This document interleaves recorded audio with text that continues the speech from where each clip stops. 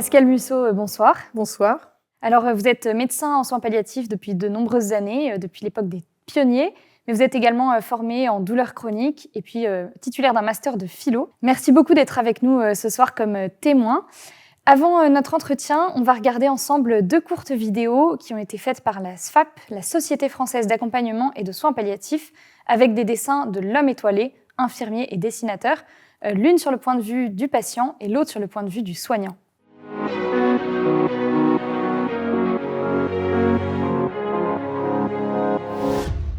Mes derniers instants de vie ont été particulièrement précieux. J'écrivais les dernières lignes de mon histoire. À chaque instant, ce soignant était là, avec toute l'équipe des soins palliatifs, pour prendre soin de moi, pour soulager mon corps et apaiser mon cœur, pour me rappeler que la fin de ma vie, c'était encore ma vie, c'était pleinement ma vie. Je suis un soignant en unité de soins palliatifs. Ce sont toujours les mêmes questions. Quand ? Comment ? Des interrogations qui ne connaissent qu'une seule réponse. Je l'ignore. On observe, on surveille, on guette les symptômes du déclin. On accueille les inquiétudes, on accompagne, on soulage.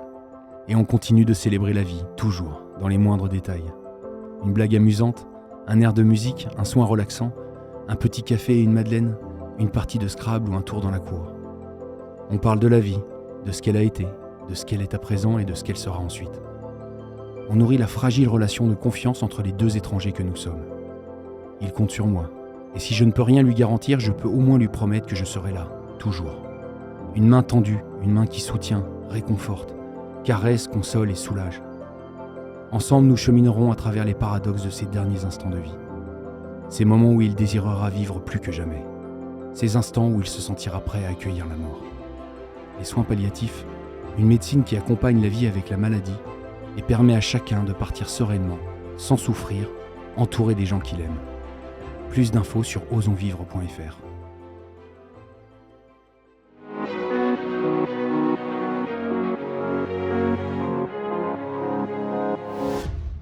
Alors, première question, comment vous est venue cette idée, cette vocation d'être médecin en soins palliatifs ? En fait, ce qui m'intéressait, c'était au départ la relation triangulaire entre le patient, sa famille et le soignant. Et puis, il se trouve que lors de mes stages, j'ai été déplacée par des situations où les patients souffraient, étaient seuls dans leur chambre, et parfois on n'osait plus rentrer dans les chambres. Parfois, les chirurgiens disaient non, mais on ne passe pas dans cette chambre-là, c'est une patiente qui a un cancer de l'ovaire métastasé et il n'y a plus rien à faire. Et j'ai été formée aussi au Centre Laennec d'éthique médicale à Paris et on nous parlait il y avait des groupes d'éthique pour les internes, on avait des réflexions sur tous les types de médecine complexes. Et là, je me suis dit, de temps en temps, je vais rentrer dans certaines chambres. Et là, se sont passées de très belles rencontres. Alors, je demandais à telle infirmière, est-ce qu'on pourrait avoir un traitement tagique ? Oui, pourquoi pas ? Enfin, je sentais qu'il y avait un vide, en fait. Et c'était au tout début des consultations de la douleur et des soins palliatifs. Et du coup, progressivement, s'est imposée à moi l'idée qu'il y avait des choses à développer dans ce domaine-là, vraiment. Des choses se sont en effet développées. En France, on a maintenant une loi qui postule que chaque patient qui en a besoin a droit à des soins palliatifs. Qu'est-ce qu'on a comme moyen ? En fait, on a des nouveautés, des choses qui ont été inventées, créées pour lutter contre la douleur. Oui, vous avez parlé d'une loi. Il y a la loi importante du 9 juin 1999, où tout patient dont l'état le requiert a le droit à des soins palliatifs bien conduits et à aussi être soulagé de ses douleurs et de ses souffrances. Puis, on va avoir des lois aussi très importantes en 2005 et 2016. La loi Leonetti sur la question de la personne de confiance, des directives anticipées, des réunions collégiales pour décider si on poursuit les traitements actifs ou non, ou si on passe vers des soins palliatifs de confort. Puis la loi de 2016, la loi Claes-Leonetti, qui va évoluer vers la possibilité d'une sédation profonde et continue maintenue jusqu'au décès, qui va peut-être nous poser réellement des questions difficiles au quotidien, mais en tout cas pour dire que depuis le début où j'ai commencé dans les années 80, 90, beaucoup de choses se sont mises en place pour accompagner les patients, réellement.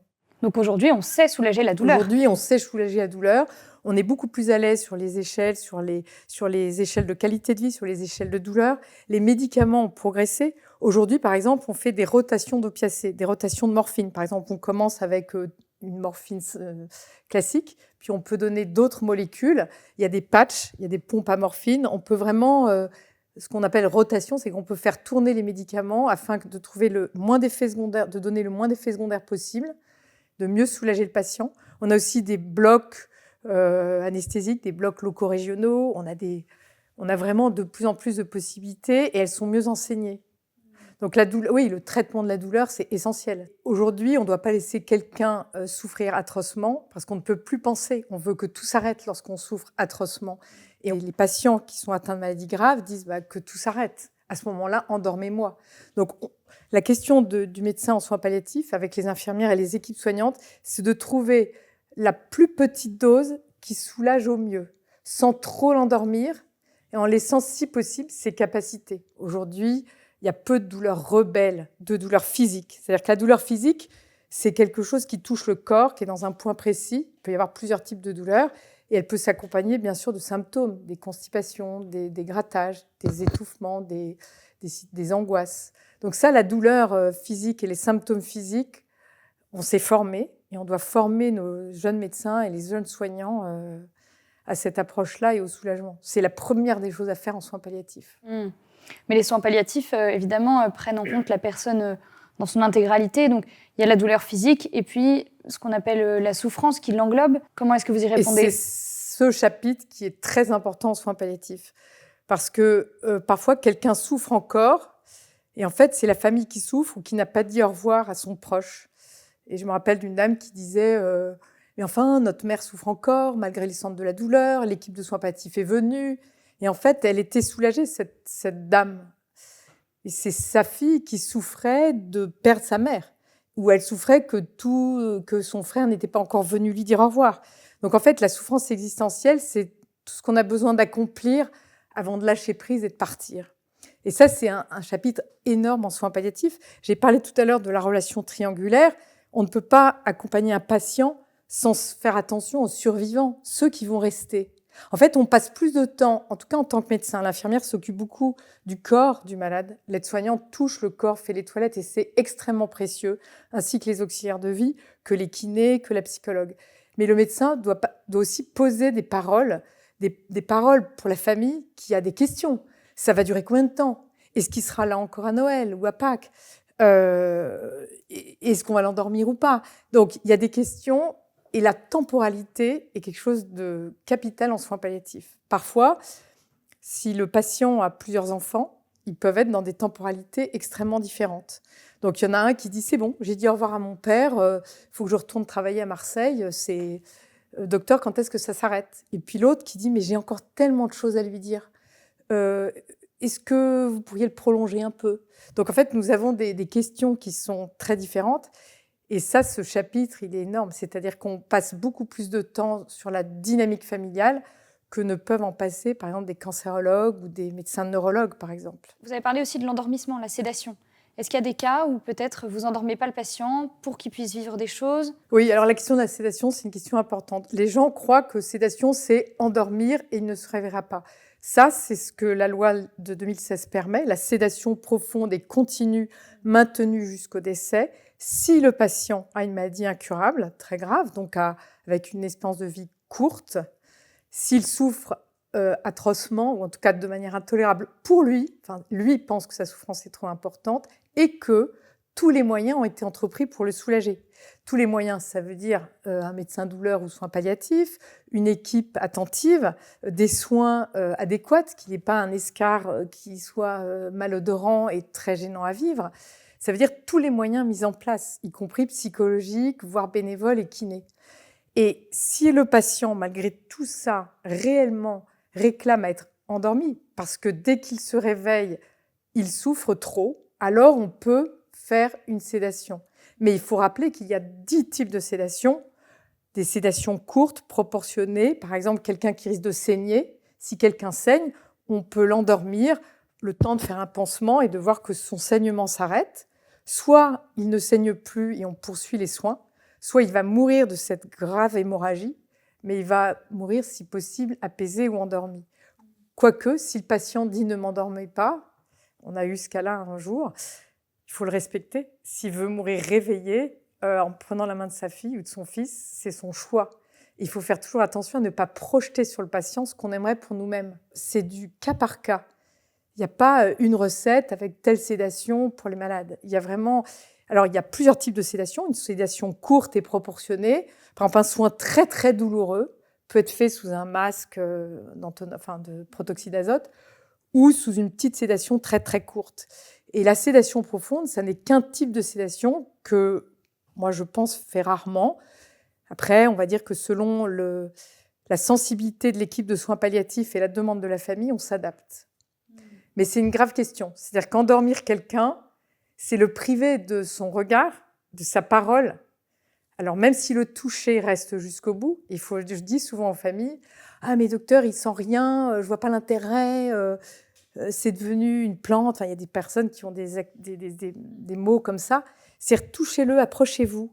Et le toucher est vraiment un des sens qui est le dernier à disparaître. C'est-à-dire que parfois, il n'entend plus rien, il ne voit plus, il est peut-être dans une démence, peut-être dans un autre monde.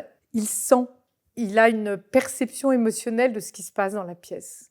Et parfois, je dis aux familles qui sont angoissées, qui attendent que ça se passe, mais approchez-vous. En fait, plus les proches ou les soignants sont détendus, plus le patient va être détendu.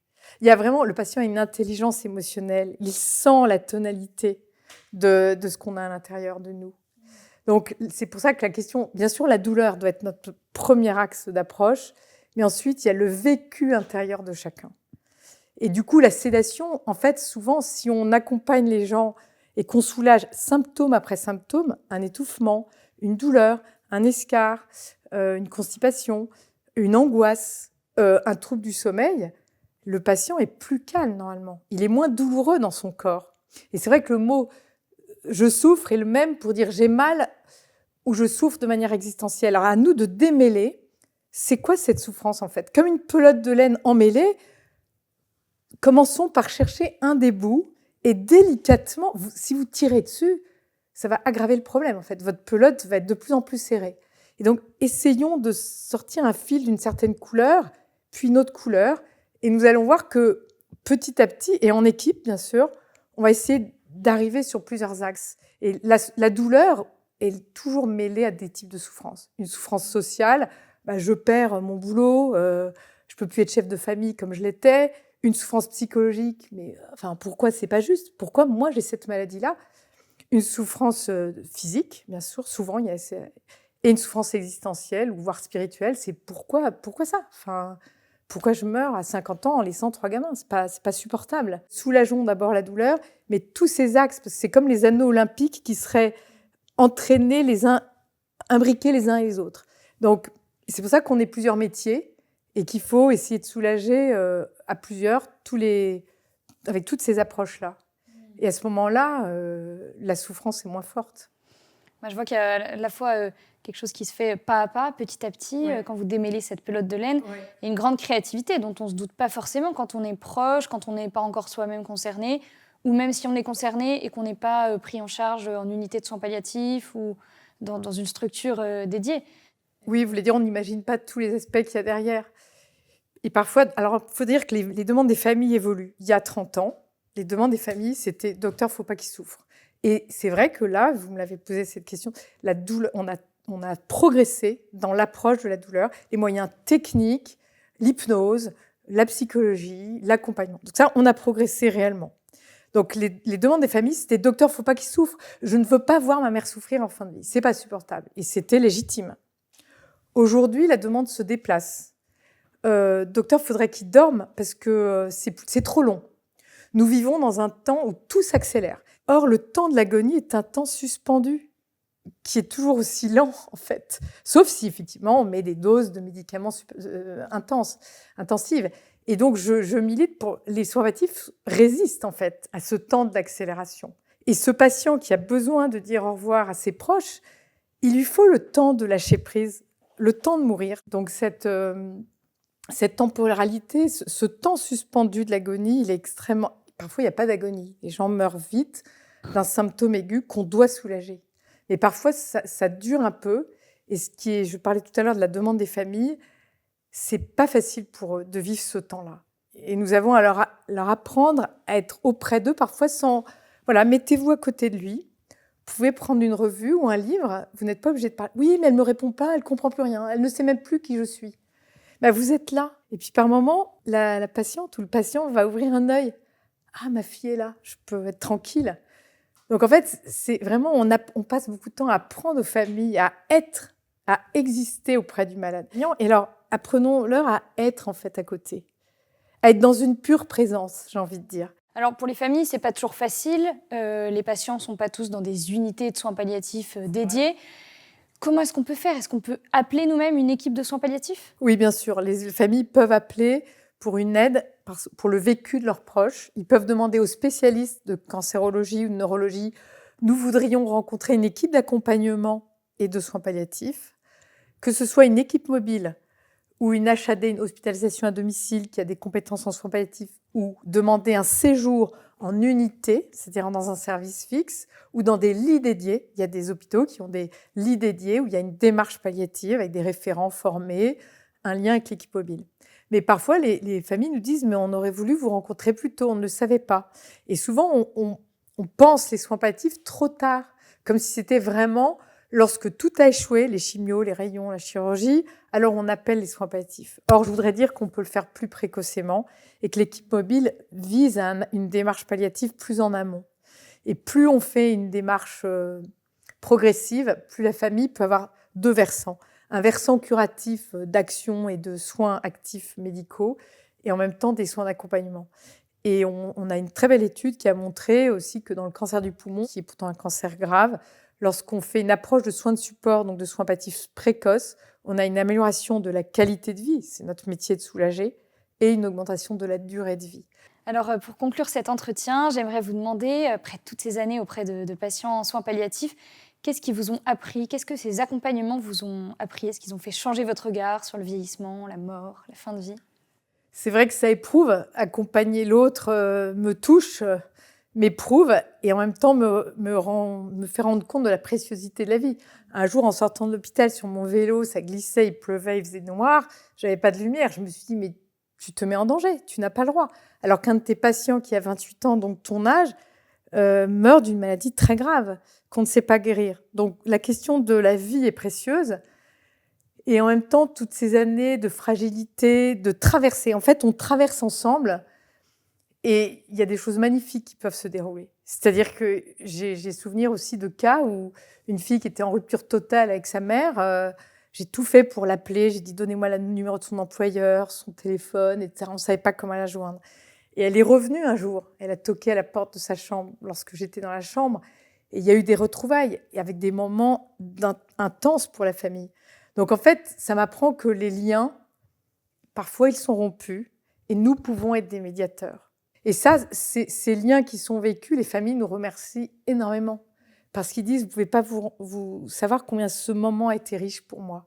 Donc en fait, ça nous apprend que les liens, qu'ils soient distendus ou rompus, on peut essayer de les retisser, de les relier et que ça change l'apaisement. En fait, ça, pour les survivants, pour ceux qui restent, il y a quelque chose de réparé. On peut avoir vécu une mauvaise relation avec son père ou sa mère, mais vivre un temps extrêmement fort de réparation vers la fin de sa vie. Donc ça m'apprend qu'on peut traverser, il peut y avoir de très bons moments, qu'il y a des situations complexes. Il faut aussi oser se parler avec d'autres équipes, de dire « t'en penses quoi ?» Oser passer le relais et oser aussi prendre du temps de recharge, de repos. Merci beaucoup Pascale Musso d'avoir accepté de nous en parler ce soir. Merci aussi pour ce que vous faites pour les patients. Puis je pense qu'on a tous des pistes, voilà, quelle que soit notre situation personnelle, en tant que proche de patients ou patients nous-mêmes ou soignants, bien sûr, pour cette relation tripartite si importante dont vous avez parlé, pour faire face ensemble à la douleur. Merci beaucoup. Merci beaucoup de m'avoir invitée.